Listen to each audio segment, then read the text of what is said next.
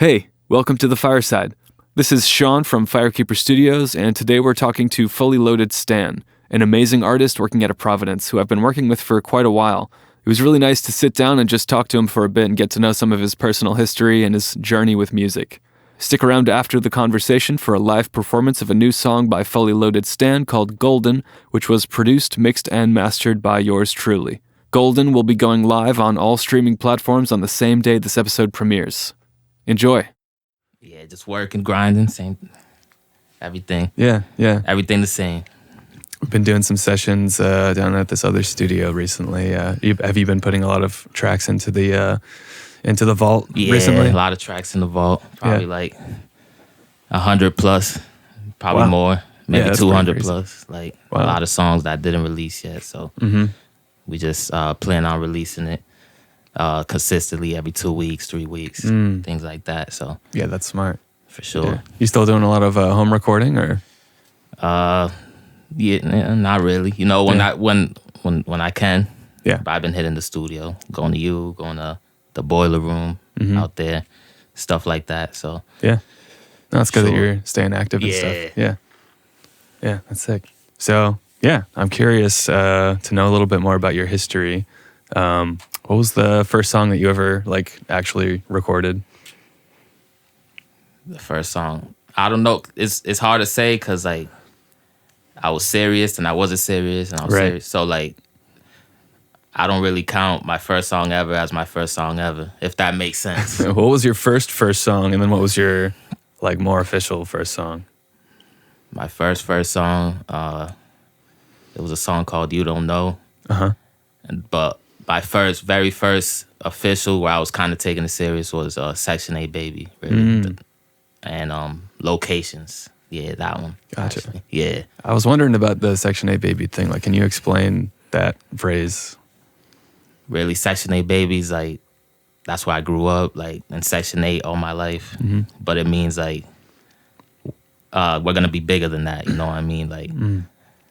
For everyone that's going through similar stuff, going through poverty, going through whatever, that's what it means. We're Section 8 babies, but we're going to overcome it. My music's all that, overcome it, you know, the pains and struggles that I seen growing up in Section 8 and stuff like that. Yeah. So, you know, that's really what it means. Yeah, it reminds me of your, would you call that an album or a tape that came out recently? Or actually, I don't know how long ago it was, Global Not Local? Yeah, Global Not Local. That was, I had so much music, I was just we got to put something together, and some of the songs ended up taking off, and it did very good. That's album, great. Yeah. The album got over 1 million streams. That's amazing. And probably 2 million total, all the platforms, Apple and all that stuff. So yeah, people really fuck with it. So yeah. When did Could I swear? Yes. Not sending this to a Disney Channel or anything. When did that drop? That dropped. Damn, when did that drop? I think it was in. The album? Yeah, Global Not Local. Was it in April? Yeah, April 28th, I think. So around this time last year. Yeah, okay, cool. Coming up on the 1 year. Yup, 1 year anniversary. But I took a break from the music just to get my stuff together so I could be consistent for the fans. And I'm trying to show my personality because they want that. The fans want to know who I am, and I'm mysterious kind of. Sure. I really just make the music, drop it, and I don't really like to be on social media. And I'm a people person, but I'm not a people person. I'm a people person for my people. But I'm not a people person, if that makes sense. I don't like to really meet new people and all that stuff. But trying to change that, you know? Yeah, I mean, it seems like you've been having some success regardless. Yeah, definitely, definitely. Especially given that you say you're not a people person, what do you think has worked out for you promotion-wise, especially with Global Not Local and stuff? Dropping music people could relate to, really, and not following trends, sticking to myself. Like I said, Section 8 baby music, lock-in music. I make music that you could just relate to, really. A lot of people cry to my music and stuff, so. You get DMs and stuff? Yeah, people crying and stuff like that. So That's that powerful. makes them stream it a lot of times, right? Because Right. they got them through some hard times. Yeah. So Get the feelings out. yeah, exactly. For sure.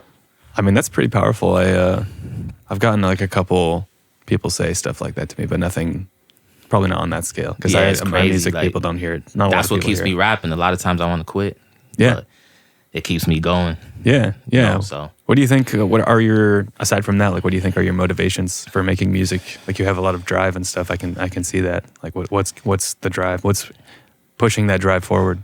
I feel like I don't know. I feel like I could change the world. Really, like I feel like my music is could be big.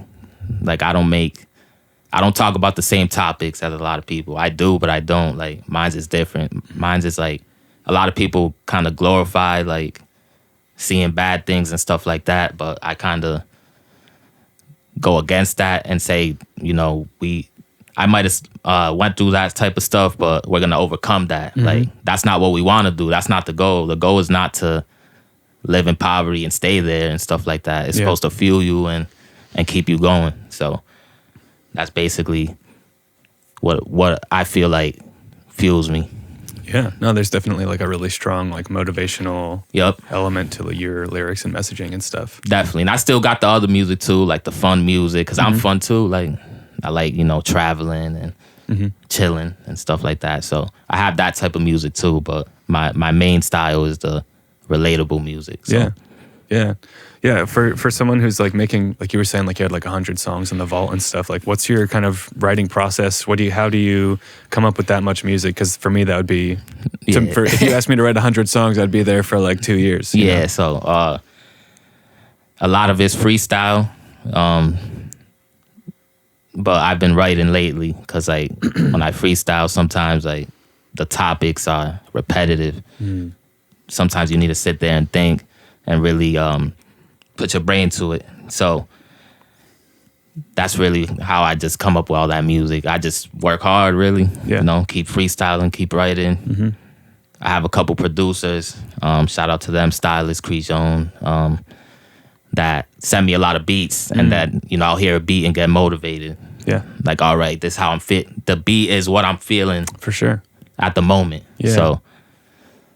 So stuff like that. That's what keeps me going. Yeah, no, that's nice. So you kind of do a mix of like writing and you do some like punch in stuff too, I think. Yeah, right? yeah, Like, exactly. yeah, no, that's Yeah, like one of my biggest songs, Forgiveness, I made in like 5 minutes. That's Freestyle, like Yeah. that's just how I felt. Like I captured like the emotion, and it's one of my biggest songs. So yeah. I mean, I feel like sometimes the stuff that's really simple and like comes to you naturally will Yeah, connect with people exactly. more easily because it's natural, you know, like it just is. yeah, Like, exactly. Yeah, Exactly, for sure. that makes sense. Yeah, but it's crazy how sometimes the low effort thing can be, or the lower effort thing can be, you know, the thing that connects Yeah, more. that could be the hit. Yeah. Yeah. That's how it is. 5 minutes, Yeah, that's wild. 600,000 plays later. That's how it is. Yeah, I mean, So, congrats. That's Yeah, wicked sick. appreciate that. Yeah. Appreciate that. Yeah. How about role models? Who were your role models getting into music, and who are your role models now, if you have any? I never really had role models, to be honest. Even in life, I never had role models.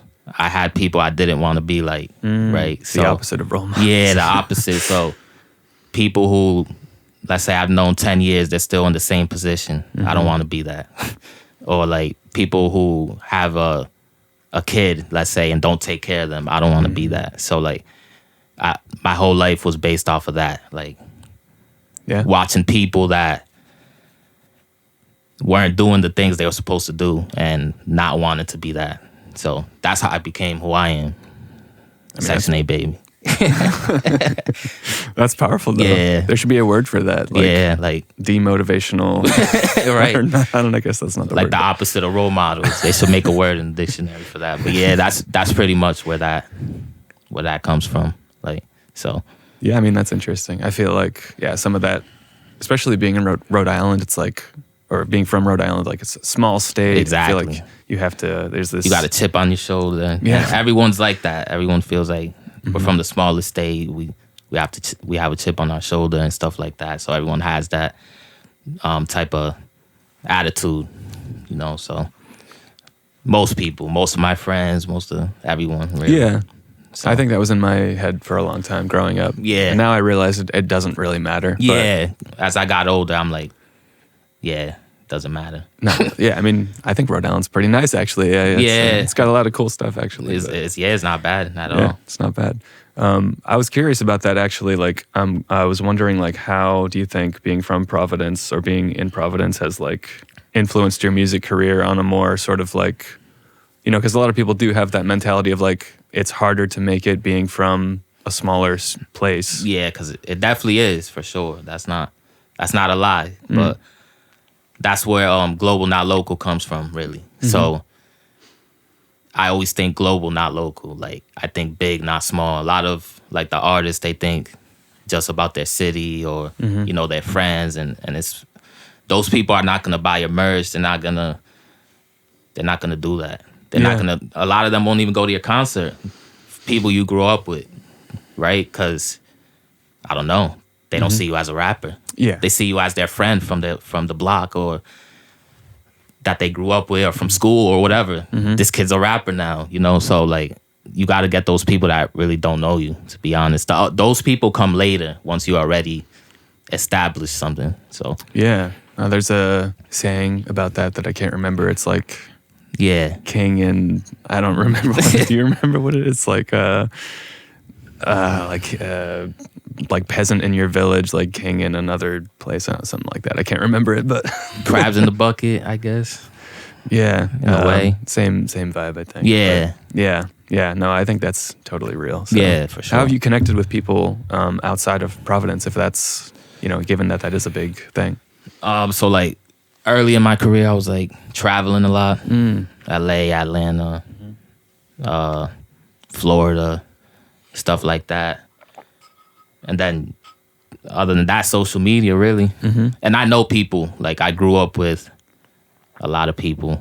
And, like, I know people in the city. And then it'll kind of translate to people from Massachusetts knowing me a little bit. And all the surrounding areas, too. Yeah. So it's like a little of everything. Like, I got fans in Germany, but I have fans in Rhode Island. But I have fans in Japan. Like, yeah, it's like everywhere. Yeah, I mean, that's probably a really cool feeling, honestly. It is. to see, like, people from Japan dancing to your music and making dance videos, and it's pretty crazy. I never thought that, you know, when you start making music, you don't think about that part. Yeah, I'm just like, I'm just gonna be a rapper today. Like, so that's kind of how it happened. Yeah. Really. What was, like, how did you know, or what was the thing that made you feel like you're gonna take music, like, super seriously back in the day? So as I started releasing music and stuff, people just started taking the like to it. They're like, yeah, you're good and you have potential, and I just kept doing it. And then I seen the potential. At first I did it, I was like, but after I started seeing the potential, I'm like, damn, you are good. Yeah. Right? Yeah. So you're different. Like, there's something to you that people would like. But like, people always liked me in school. Like, I was always cool. Like, I was always doing me, and people liked that. I was pretty popular when I tried to be, or well, I never tried to be popular, but when I wasn't being, like, low key and distance myself and stuff like that, like, people like me. I'm a likable person. Like, so that's kind of how it happened, really, the rap stuff. And then it went from there. I started rapping on one of those microphones you get from Walmart, the little $10 ones. Right. And I just started putting it out little by little, and people would be like, you have potential. I mean, the quality's terrible, but you got some potential. And yeah, that's what matters, is the exactly. So then I started going to the studio and stuff like that, and we just went from there. That's cool. Yeah, that makes sense. Yeah. I'm curious, like, how you arrived at. You definitely have, like, a vocal style. I feel like it's not always super noticeable, but there are parts of your songs where you'll definitely start, like, manipulating your vocal cords and doing things. And how did you kind of arrive at that? Really, I just recorded myself. I used to record with my boy A-Star too when I was young, and we just recorded a lot. I just kept recording myself, and I started learning stuff my voice could do, like how to go deeper, how to go higher, and even how to be like low pitch but high pitch at the same time, and what songs need that type of pitch. So I started developing all that, just working on the craft, really. But yeah, I'll say I have a signature vocal style, for sure. Yeah, no, I think so. Yeah, like it's different. Yeah. I think that's really important too. I feel like you don't hear a lot of really popular artists nowadays who have like a pretty like vanilla voice. Like people are, I think people gravitate towards like unusual and like memorable voices for sure. Yeah, so, definitely. Yeah, definitely. You have to have your own sound. Even the beats, they need to have a sound so people can recognize you. Yeah, no, that's a good point. Yeah, for sure. I guess you've been working with a few like specific producers to kind of like get into that. Yeah, like specific. Yeah, like to craft a sound. But it changed more into like rap. Like I guess like I do both. I do melodic and rap, but like recently I've been doing more rap because that's what the people want and like. So I just do that, but they like them both. But the rap really brings that music out, the Section 8 Babies type of music I was talking about, where the motivational, the inspirational, we're gonna overcome the struggle and the hard times. So basically, I've been doing more of that recently. But I have a album coming. Oh. It's gonna be like, I have two coming. One is like, it's gonna be melodic and rap. That one's Section 8 Baby, the album. And then I'm gonna have one R&B one for like the females and stuff like that. Nice. Yeah, it's funny that we've been working on some stuff recently, but I actually don't know like what your plans are for the projects. Yeah, I'm just making music, and the best songs is gonna make the projects, and then the other ones will be like singles, and we'll just put it out there for the fans and stuff.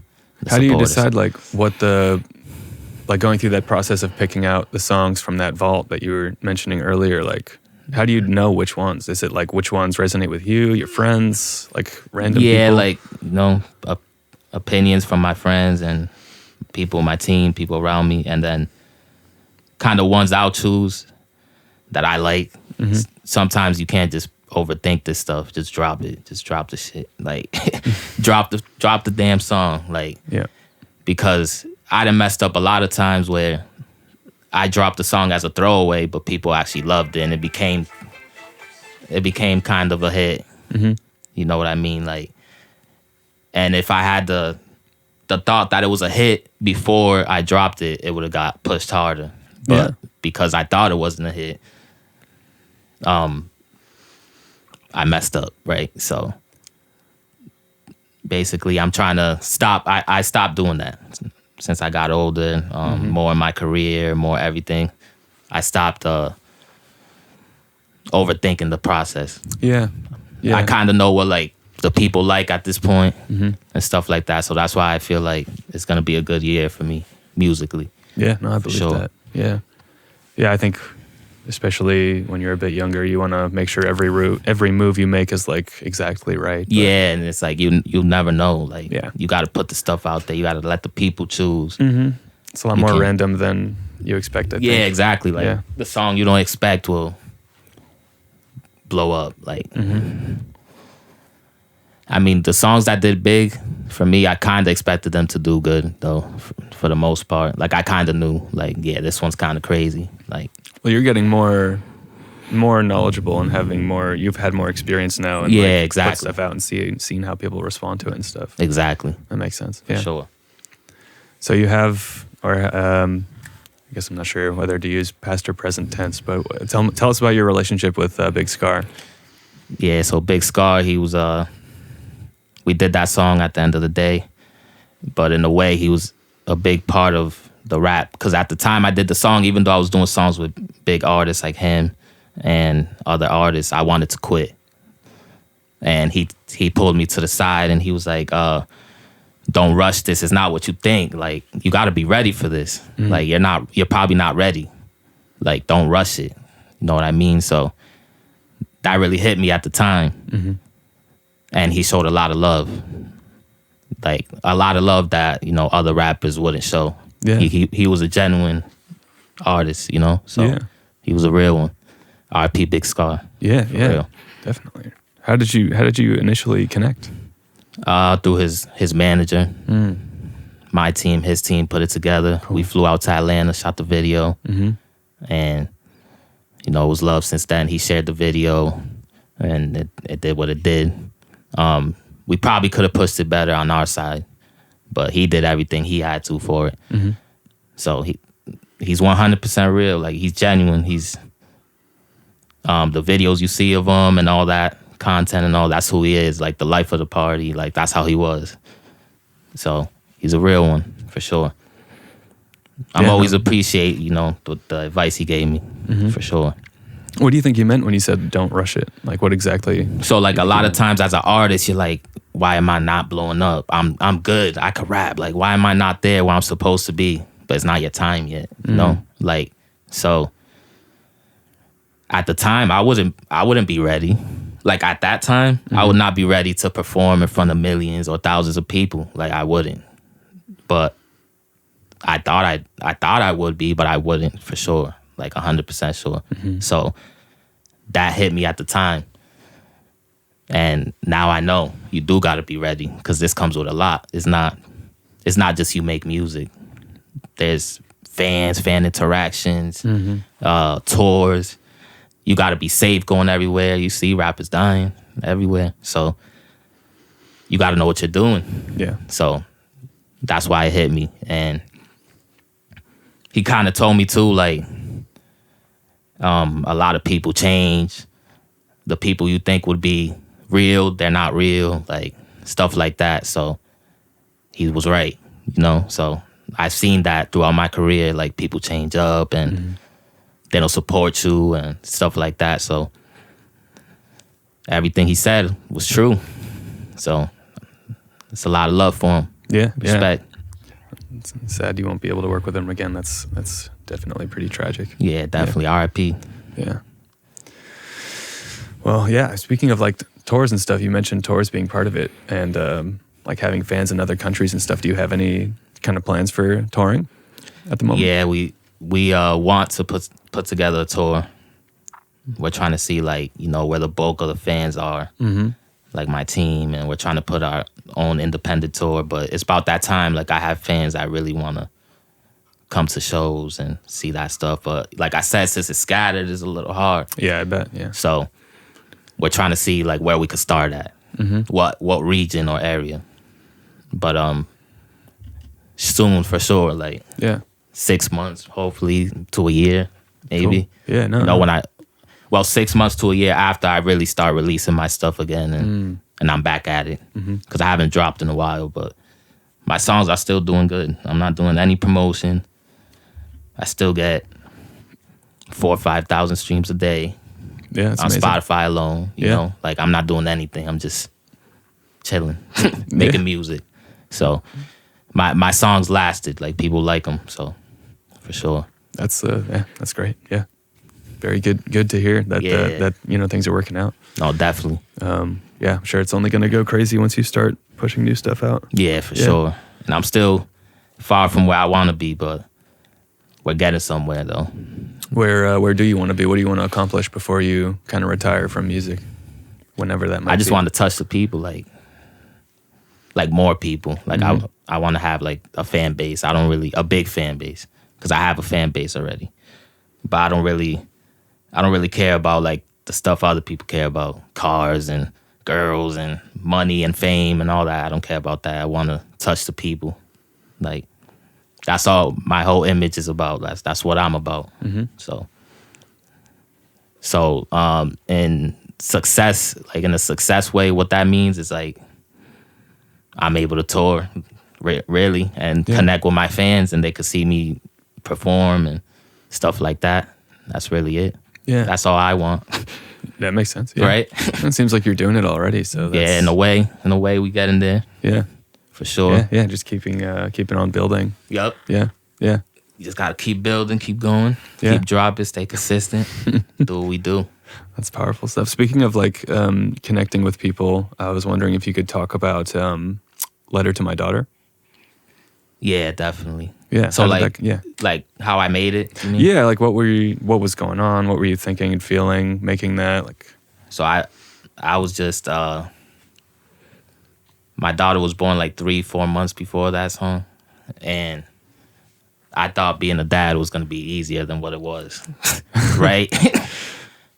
So I was at rock bottom when I made that one, but it still has that message of even if I'm at rock bottom, I got you to my daughter. So Yeah. it's a song for her. The video's coming soon. We're working on that. So yeah, like it's a special song. It's a special song. And, Definitely. And people like it too. People love it. So yeah, I feel like it sticks out. I haven't heard a lot like that. yeah, that's a different song. Like Yeah. a lot of people might not know, but I like Adele, like the singer Adele. Because she's like opera, and I feel like my voice has some opera to it. Obviously, I can't sing like that, but I can't sing like her. But whatever pain she went through in life, I feel her. So that's what I did. Like I wanted to make a song like that, like a her type of song. So she kind of influenced that. And I have another song like that, but it's not out yet. And it's a different topic, but it's similar to that. It's crazy too. It's coming soon though. Sweet. Yeah. Yeah. When do you think you're going to start like rolling stuff out? I mean, I'm not sure when exactly this is going to come out, but I'm wondering, yeah, do you have a specific plan for the timeline or? Yeah, so like April, May-ish. So this month, next month. Cool. Around there. We're going to start releasing and getting back to the videos and content and stuff like that. Yeah. Nice. So yeah, I think it's going to be a big year. I'm excited to see what will happen. Oh, definitely. I appreciate that. Yeah. Yeah, we're going to try our best. We've been doing it for a while. That's one thing. I never quit. Like, I've wanted to quit. I've been a lot of times wanted to quit, trust me. Because my music is good. So, like I told you with the Big Scar situation, a lot of times I'll be like, yo, why is it not blowing up? Why is it, this song is crazy. Like, why doesn't it have 1 million plays? Like, but it takes more than that. It can't just be a good song. There's a lot more to this. You gotta have a budget. You gotta connect with the people. You gotta show your face. There's a lot to it. So yeah, no, I think a lot of people want to think that they can just put some, make something good, Exactly. put it out, and it's way more. Yeah, it's way more than that.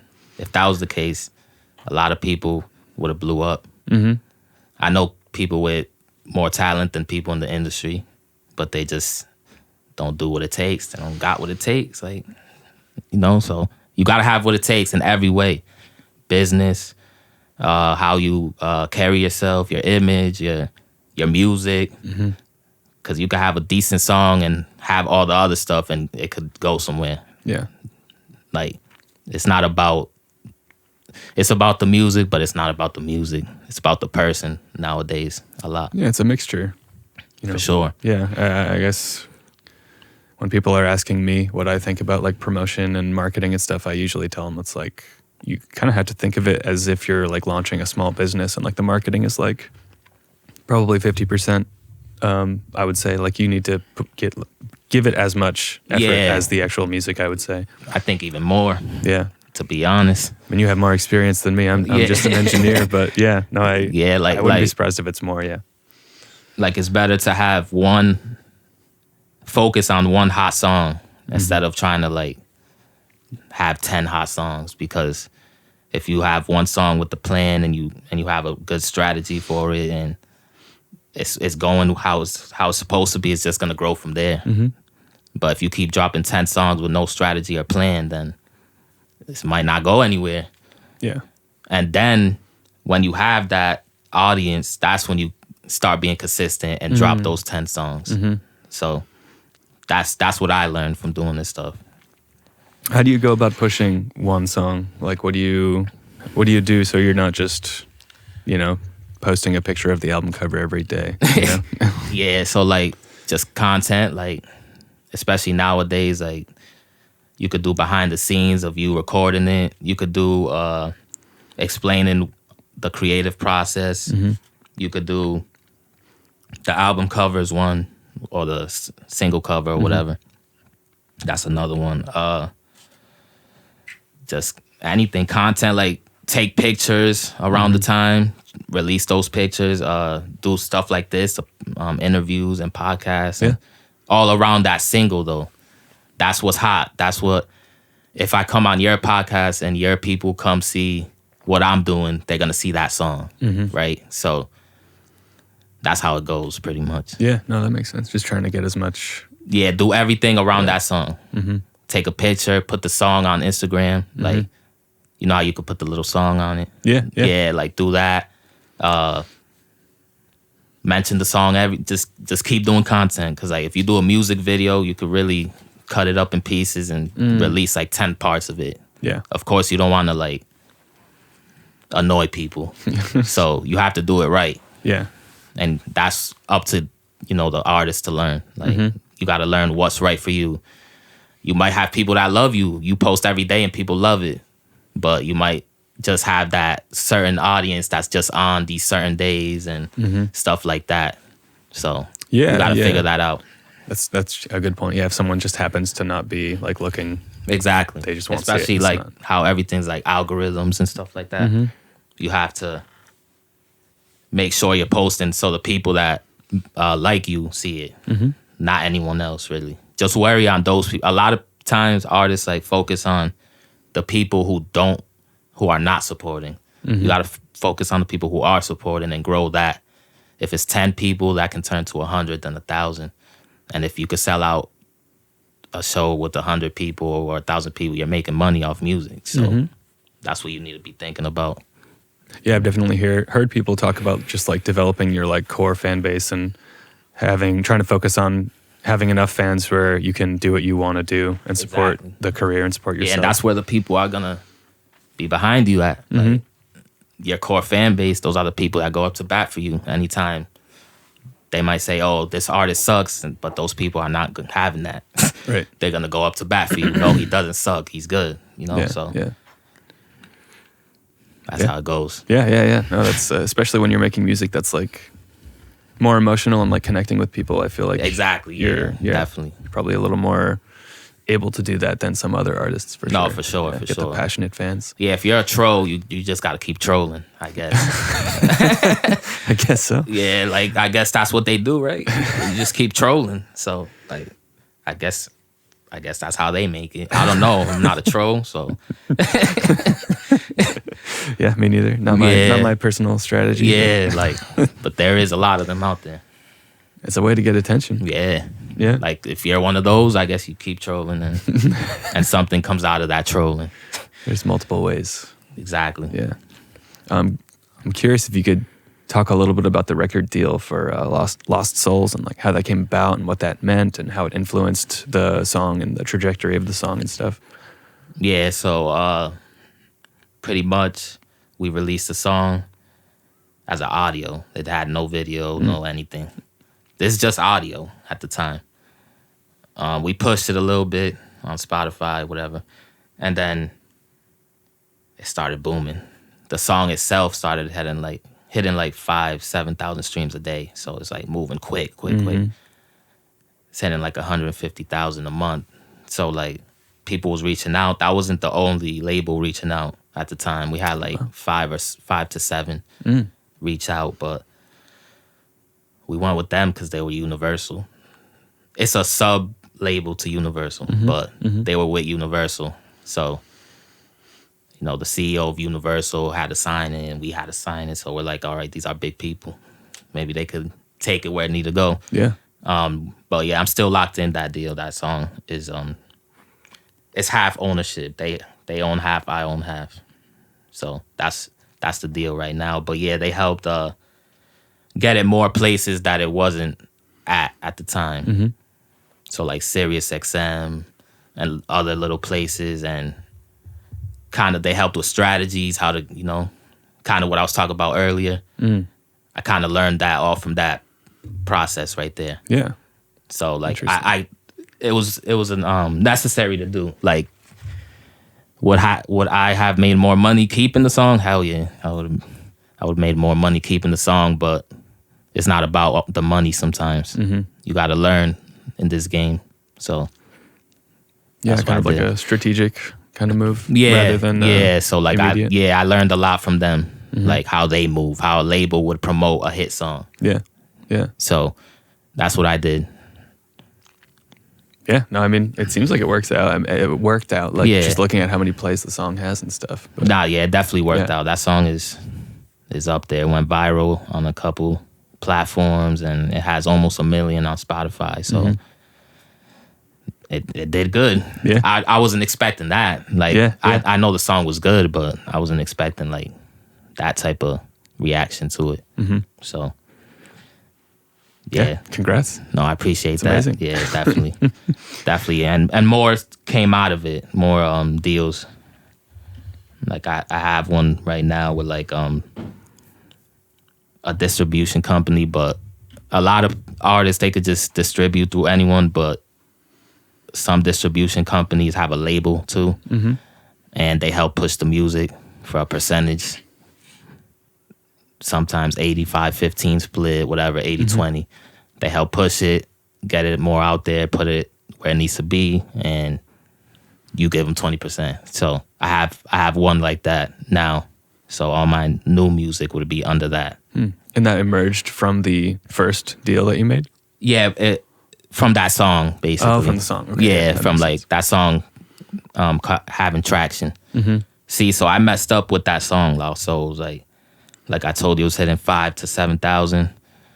So we're like, oh, it blew up. Like Yeah. we're like, it's over. Like it's gonna go up. So we pushed off it a little bit, and then it started dropping a little bit. But if I stayed on it, that one song, it would be further. It'll probably be 2-3 million. So it still did good though. So Yeah. I learned from it. I just got to keep going now. I know what to do if I ever get in that position again. I try not to like stress and stuff and dwell on the past. Yeah, no, optimist mindset. Yeah, everything happens for a reason, you know. So Yeah, no, it's best to just keep moving on and yeah, exactly, applying what you've learned to the future, stuff like that. for sure. Yeah. So well, let's say you do become extremely successful. What are you going to do what would you do with $10 million? What would I do with 10 million? I'll put all my people in position, and I'll share it with the world. Really, like you know, the less fortunate. Like I don't care about money. Like I'm more for the people. You need money to function. Obviously, like if you have no money, you're gonna be stressed, especially in like these type of days now with the economy and all that. But Yeah, of course. like besides that, I don't really care about money. Like I'm just for the people. So, oh my bad. That's okay. Yeah. So Nice. Well, I guess we'll all hope that the 10 million comes. no, I got you if I get that. I got you. We're all You'll going get to be... you'll get a couple thousand for sure. Appreciate you. Get a new microphone or something. Yeah, exactly. Yeah. Do you have any like dream collaborations that you'd love to have under the belt at some point? Not really, but like there's people that I love their music. Future got me through some hard times. Like his pain music. A lot of people hear his like other music. I've been hearing his music since forever. Like that's a part of where my sound comes from. Like from him. Like when you start hearing some things like artists, you start incorporating their style, but you don't really know you're doing it. It kind of just happens. So like there's some Future influence in my music. But him, I like Rihanna too. I like her music, her voice. Yeah. And like I told you, great voice. Adele, like stuff like that. Like I be thinking global, like big people. Yeah. Rap wise, probably like. Then I gotta. That's why I do the rap side too, because like I was listening to like you know the Jada Kiss and Dipset and all those people like from back in the day, Fabulous and all those rappers that could really rap and all that. And I like J. Cole. I like him too. I would like to do a song with him. Yeah. You know, just it's scattered, like, because I make so much different music that I could really make a song with anyone. Like, that's how I feel. I mean, I could hear any of those like, in my head, you know? I feel like it could work. So. Yeah, exactly. Like, so, yeah, I would say those people. Yeah, that's a nice little list. Yeah, for sure. Yeah, I'm curious. Can you tell us a little bit about the song that we're going to record in like 5 minutes? Yeah, that song, it's the same thing, Section 8 baby music. Like, that's it. Like, pain. Yeah. But we're going to overcome it type music. And that's what I'm pushing. That's what I'm going to keep pushing. Like, that's what the people like. That's the ones they relate to the most. That's the ones that do the best. So I'm going to definitely just keep pushing that. But I like to go back to stuff we talked about earlier. I don't really like to plan myself like where I see myself in 5 years or any of that. I just leave it up to God now. I used to do that, but that's bad. Don't do it. Because you really don't know. Yeah. You're as trying long to as you're prepare like- for stuff that yeah. might not even happen.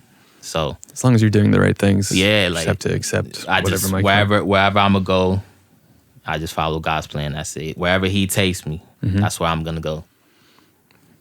Sweet. Well, But I do feel like my purpose in this world is like to touch people with the music, yeah. like those people that need it. I had a kid tell me like, oh, I was gonna commit suicide before I heard this song. And the song Lost Souls. And he's like that stopped me. Like, that song is crazy. Like, I needed to hear that. It made me feel like I could overcome all my battles. Yeah, wow. So- That's beautiful. Yeah. So I feel like I have some type of purpose. Definitely. Yeah. No, definitely. So- no, that's amazing. Yeah, so I'm just gonna keep going, doing what I do. Sweet. Yeah. I'm excited to see what's to come, and I'm excited to hear this song that we're about to put down. For sure. Yeah. All wanna hits, no misses. Absolutely. Yeah, you want to get into it? Yeah, let's do it. All right, let's do it. All right. Cool.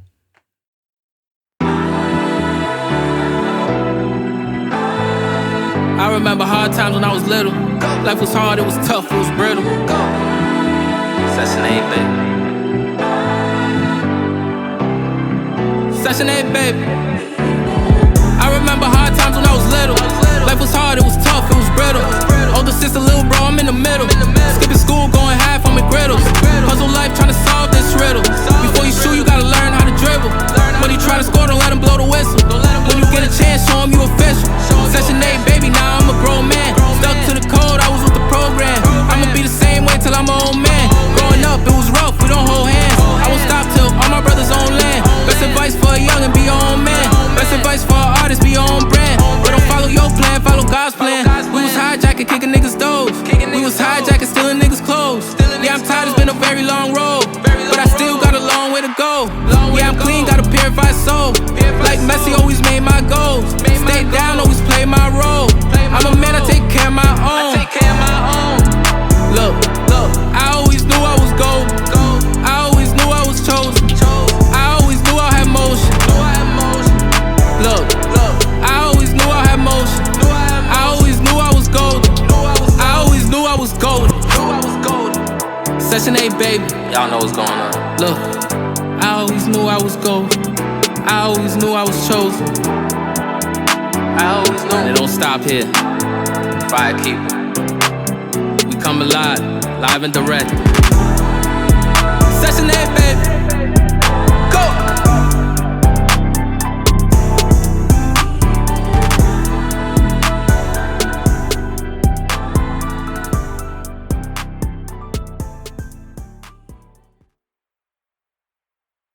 Hey, thanks for listening. You can find Fully Loaded Stan on Instagram at Fully Loaded Stan. Feel free to reach out to us at firekeeper.studios on Instagram or at our website, firekeeperstudios.com.